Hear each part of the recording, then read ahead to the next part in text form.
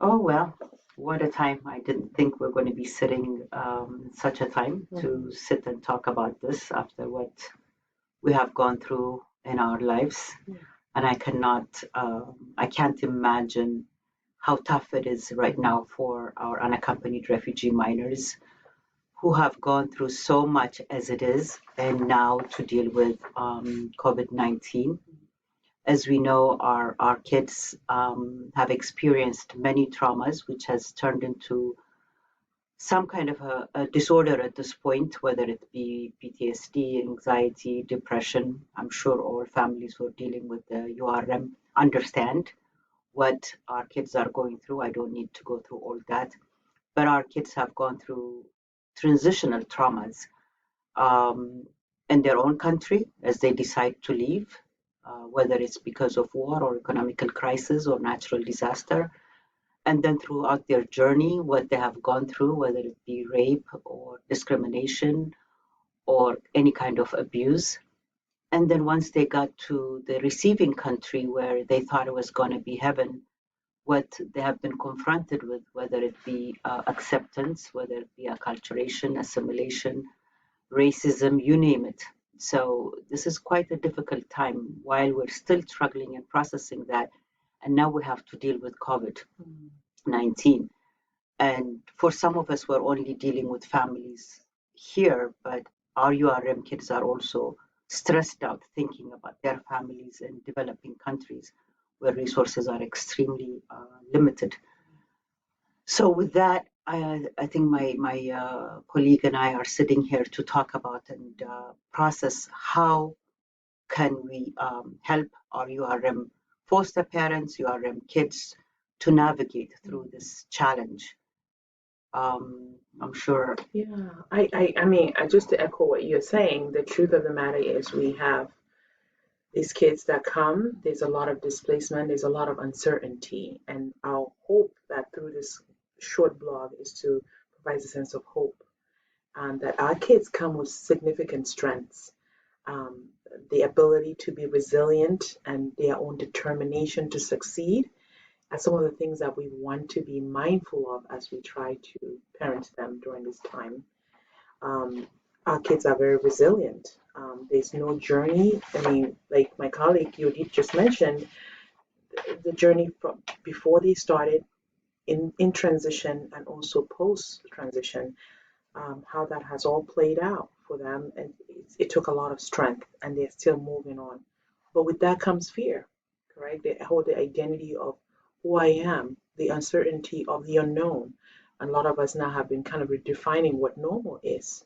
So as we think through these things, we want to highlight a few things for families to be aware of and be mindful of as they care well for these kids. Um, One of some of the challenges we think about that you may be or have even seen and confronted with is the cultural disconnect sometimes, and also kids trying to reenact their past in the present, and that tends to show up when the uncertainty is very much there. So how do we come alongside of them to care well for them? um, you want to talk about that piece? And I think, where do we start? Mm-hmm. I mean, for some of us who are parents or have been around kids, relatives, and so forth, we know that a lot of times we think we know, Mm-hmm. and a lot of times we don't know. Our own kids, and it comes as a surprise when they come and tell us about what they have gone through in Mm-hmm. our own homes. So in this case, with our URM kids, I know we have opened our homes and our heart, but do we really know what they have gone through, and where do we start? And I think one of the best way of starting is, tell me about yourself. Mm-hmm. Let them share with us who they are, what they went through, what their fond memories are, in all the darkness and in all the struggles that they have gone through in their country of origin. Mm-hmm. There are beauties and strength, and there are structures that have sustained them, and there are fond memories that these kids have. And as they talk about their fond memories, that will give us an insight as to who these kids are and their struggles, what have been their struggles. And with all that, what is their aspiration? How do they want to get to where they want to get? which will also help us to set goals and objectives to help our kids, which is another way of a strength-based approach. And as we also deal with that, we also look at family structures. What is the family structure, where they came from? Who was the decision maker in their family? What is the gender role? What is the hierarchy? Sometimes the grandparents have a voice in that home, are the decision makers. And it's important to understand that, because it helps us to understand the kids that are in our home as to how they're, how they're accepting you, or how they're seeing you within the home structure. And just responding to you. And responding to you very well. Absolutely. So it's important to start from where they are, to be able to help them get to where we want them to go, as well as handling the two cultures. And with that comes humility. So we talk about cultural humility, being willing to be sensitive to the culture that is different. It doesn't make it bad, it just makes it different. And are we willing as foster parents to admit that? It calls for being humble, that I don't know. And because I don't know, now I'm curious. I want to find out a little bit more. And like you did mention, I want to find out more about who you are.